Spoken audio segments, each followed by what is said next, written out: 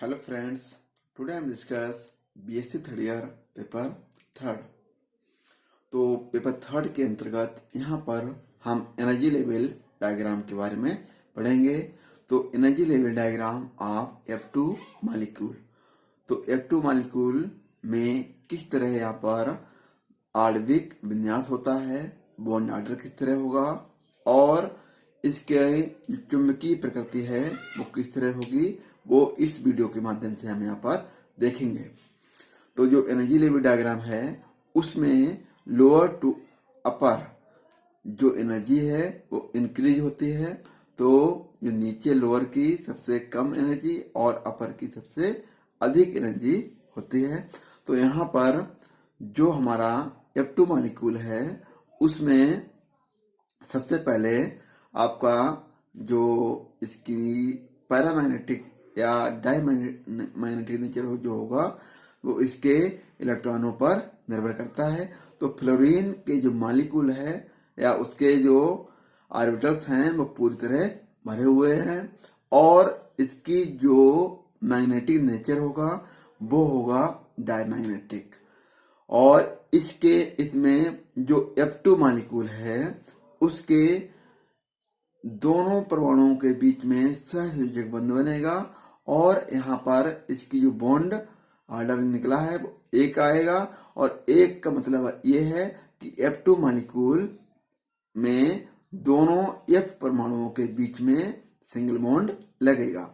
तो आइए इस वीडियो को हम देखते हैं। तो सबसे पहले यहाँ पर F2 अणु, F2 मॉलिक्यूल। तो प्रत्येक फ्लोरीन परमाणु में 9 इलेक्ट्रॉन होते हैं। कहने का मतलब ये है कि जो फ्लोरीन है उसका एटॉमिक नंबर 9 होता है और उसमें 9 ही इलेक्ट्रॉन होते हैं। अतः F2 यहाँ से पुनः देखेंगे हम। अतः F2 अणु में 18 इलेक्ट्रॉन होते हैं। अतः F2 अणु का इलेक्ट्रॉनिक विन्यास निम्न प्रकार होगा। तो सबसे पहले हम यहाँ पर देखते हैं कि जो फ्लोरीन है, फ्लोरीन का एटॉमिक नंबर 9 होगा और इसमें इसका जो इलेक्ट्रॉनिक कॉन्फ़िगरेशन होगा 1s2 2s2 2p5। ये फ्लोरीन का जो है इलेक्ट्रॉनिक कॉन्फ़िगरेशन है और इसमें टोटल इलेक्ट्रॉन कितने हुए हैं? 2 4 और 5 9। तो यहाँ पर टोटल अगर मिला लें तो कितना हो गया? 9। तो ये इसमें 9 इलेक्ट्रॉन हैं। तो दूसरे भी फ्लोरीन परमाणु में 9 होंगे तो टोटल कितने हो जाएंगे? 18। तो ये जो F2 मॉलिक्यूल होगा उसमें 18 इलेक्ट्रॉन होंगे। आइए हम देखते हैं आगे। जो F2 मॉलिक्यूल है उसका जो है आणविक विन्यास हम जब यहाँ पर करेंगे तो सबसे पहले आता है KK, उसके बाद आएगा sigma 2s2 sigma star 2s2 sigma 2pz2 पाई 2px2 पाई 2p/2 pi star 2px2 pi star 2p/2। तो ये जो है F2 मॉलिक्यूल का आणविक विन्यास है। तो इसको किस तरह आया उसके लिए अभी हम इस फिगर को समझाएंगे। वहां से हमें पता चलेगा कि ये जो आणविक विन्यास है कैसे आया। अब ये जो आणविक विन्यास है उसके माध्यम से हम सबसे पहले निकालते हैं यहाँ पर बॉन्ड ऑर्डर। तो बॉन्ड ऑर्डर निकालेंगे तो यहाँ पर ये जो सिग्मा 2s2 है इसको हम कहते हैं बॉन्डिंग मॉलिक्यूलर ऑर्बिटल्स। तो जिसमें स्टार चिन्ह लगा होगा उसको हम एंटी बॉन्डिंग मॉलिक्यूलर ऑर्बिटल्स कहेंगे और जिसमें स्टार चिन्ह नहीं लगा हुआ है उनको हम बॉन्डिंग मॉलिक्यूलर ऑर्बिटल्स कहते हैं। तो यहाँ पर हम काउंट करेंगे 2 4 6 8। तो ये हमने 8 ले लिया यहाँ पर। अब जो स्टार चिन्ह है एंटी बॉन्डिंग वाले, तो वहां के इलेक्ट्रॉन काउंट करेंगे 2, 2 4 और 2 6, तो हमने 6 ले लिया। जब हमने यहाँ पर 8 से 6 घटाया 2 आया और 2/2 = 1। तो यहाँ पर जो बॉन्ड ऑर्डर का फार्मूला है 1/2 Nb - Na में हमने इसके बॉन्डिंग मॉलिक्यूलर ऑर्बिटल के इलेक्ट्रॉन रखे और एंटी बॉन्डिंग मॉलिक्यूलर ऑर्बिटल के इलेक्ट्रॉन रखे, तो हमारा जो आंसर आया यहाँ पर 1 आया, या बॉन्ड ऑर्डर जो आया वो आया 1। तो 1 से मतलब ये है कि जो फ्लोरीन है, फ्लोरीन अणु है, उसमें जो फ्लोरीन के एटम होते हैं उनमें फ्लोरीन और फ्लोरीन के बीच में सिंगल बॉन्ड लगेगा। तो यहां पर देखते हैं, अर्थात F2 अणु में एक सहसंयोजी बंध है F सिंगल बॉन्ड F। यही जो बनाया है बॉन्ड ऑर्डर, उसका मतलब यह है कि फ्लोरीन और फ्लोरीन के बीच में सिंगल बॉन्ड लगा हुआ है। इसीलिए F2 अणु में एक भी अयुग्मित इलेक्ट्रॉन नहीं है, इसलिए F2 अणु प्रतिचुंबकीय होता है। कैसा होता है? प्रतिचुंबकीय होता है। तो देखते हैं, प्रतिचुंबकीय को हम इंग्लिश में क्या कहते हैं? किसी भी तरीके से पूछ सकता है कि हिंदी में और इंग्लिश में। तो प्रतिचुंबकीय को हम क्या बोलेंगे? डाईमैग्नेटिक। डाईमैग्नेटिक। तो यहां पर इसकी ये प्रकृति हुई। और अब हम देखेंगे इस फिगर को। ये जो फिगर है F2 मॉलिक्यूल का एनर्जी लेवल डायग्राम, उसको हम यहाँ पर देखेंगे कि यहाँ पर जो इलेक्ट्रॉनों को ऑर्बिटल में भरा गया है वो किस सीक्वेंस में भरा गया है। तो इलेक्ट्रॉनों को ऑर्बिटल में भरा गया है वो हुंड के अधिकतम मोकुलर के नियम के आधार पर भरा गया है। सबसे लोअर, फिर उससे अपर, फिर उससे अपर भरा गया है। तो इसको हम इस फिगर के माध्यम से देखते हैं।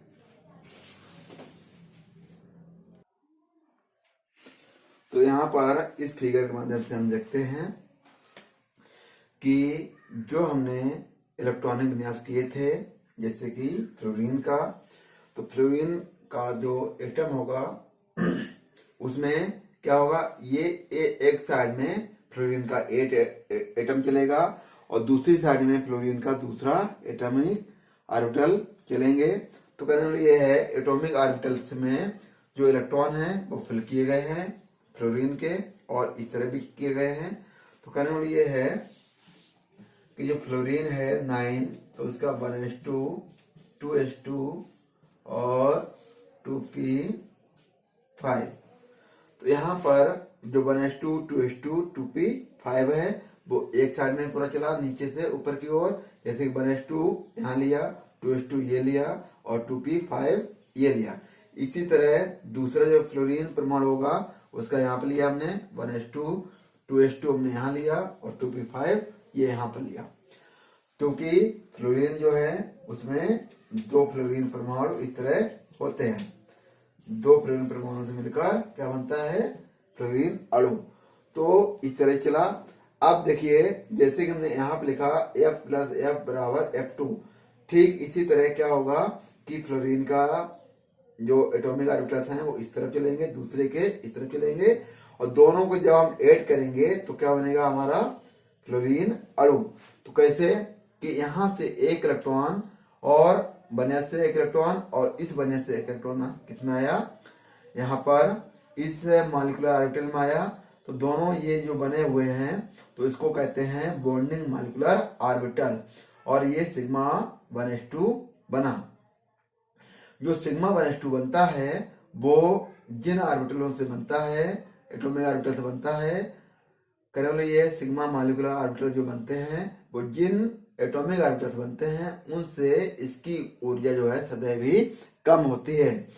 और जो सिग्मा स्टार बने एटॉमिक ऑर्बिटल होते हैं, एंटी बॉन्डिंग मॉलिक्यूलर ऑर्बिटल्स होते हैं, वो जिन एटॉमिक ऑर्बिटल से बनते हैं उन दोनों से इसकी ऊर्जा अधिक होती है। कहने वाला ये है कि ये जो हमारे एटॉमिक ऑर्बिटल्स हैं एक ये फ्लोरीन का और एक ये, इनसे जब बॉन्डिंग मॉलिक्यूलर ऑर्बिटल बनेगा वो उसकी ऊर्जा कम होती है, वो नीचे बनता है सिग्मा 1s2। और जो एंटी बॉन्डिंग मॉलिक्यूलर ऑर्बिटल हैं तो जिन ऑर्बिटल से बनते हैं उनसे इसकी ऊर्जा अधिक होती है, इसलिए ये ऊपर बनते हैं। तो यहाँ पर वैलेंस ऑर्बिटल जो है वो पूरी तरह यहाँ पर भरा हुआ है। अब हम देखते हैं 2s को। तो जिस तरह वैलेंस का है उसी तरह 2s का भी हमने एटॉमिक ऑर्बिटल यहाँ पर बनाए हुए हैं, और उनसे बने हुए जो सिग्मा 2s2 मॉलिक्यूलर ऑर्बिटल है तो वो भी पूरा भरा, एक इलेक्ट्रॉन यहाँ से और एक इलेक्ट्रॉन यहाँ से आकर सिग्मा 2s2 का निर्माण किया। बचा हुआ एक इलेक्ट्रॉन जो कि एंटी बॉन्डिंग में जाएगा, तो एक इलेक्ट्रॉन यहाँ से एक इलेक्ट्रॉन यहाँ से, तो सिग्मा स्टार 2s2 में यहाँ चला गया। तो ये 2s2 जो ऑर्बिटल है वो भी पूरा भर गया। अब हम देखते हैं यहाँ पर जो हमारा 2p5 ऑर्बिटल्स है फ्लोरीन के 2p5, तो वहां पर हम देखते हैं ये 2px, 2py, 2pz, 3 ऑर्बिटल्स होते हैं। इसी तरह यहाँ पर 2px, 2py, 2pz। तो यहाँ पर सबसे पहले 2pz जो z है वहां से यहाँ से एक इलेक्ट्रॉन और यहाँ से एक इलेक्ट्रॉन आकर सिग्मा 2pz में फिल हो जाता है। इसके बाद 2px से एक इलेक्ट्रॉन, इस 2px से एक इलेक्ट्रॉन आकर यहाँ फिल हो जाएगा। इसी तरह 2py से एक इलेक्ट्रॉन, 2py से एक इलेक्ट्रॉन आकर यहाँ फिल हो जाता है। ये पूरा भर गया। अब 2px में एक इलेक्ट्रॉन, 2py में एक इलेक्ट्रॉन शेष है। इसी तरह यहाँ पर भी 2px में एक इलेक्ट्रॉन और 2py में एक इलेक्ट्रॉन शेष है। तो 2px का एक इलेक्ट्रॉन पाई स्टार 2px में और एक इलेक्ट्रॉन यहाँ से पाई स्टार 2px में पहुंचकर ये पूरा भर जाता है। ठीक इसी तरह 2py में एक इलेक्ट्रॉन, 2py से एक इलेक्ट्रॉन ये आकर पूरा भर गया। तो कहने वाला ये है कि जो मॉलिक्यूलर ऑर्बिटल हैं वो पूरी तरह यहाँ पर कैसे हैं, पेयर्ड हैं, कैसे हैं, प्रचुंबकीय हैं, कैसे हैं, डाई मैग्नेटिक हैं। तो प्रत्येक ऑर्बिटल जो है अगर भरा होगा तो इसको हम कहेंगे डाई मैग्नेटिक या प्रचुंबकीय। तो जो हमारा फ्लोरीन मॉलिक्यूल है उसकी जो चुंबकीय प्रकृति होती है वो होती है डाईमैग्नेटिक या प्रचुंबकीय। तो इस तरह यहाँ पर हमने इसको बताया। और ये जो लाइन खींची है नीचे से ऊपर एरो की साइड में, तो इसको हम कहते हैं लोअर टू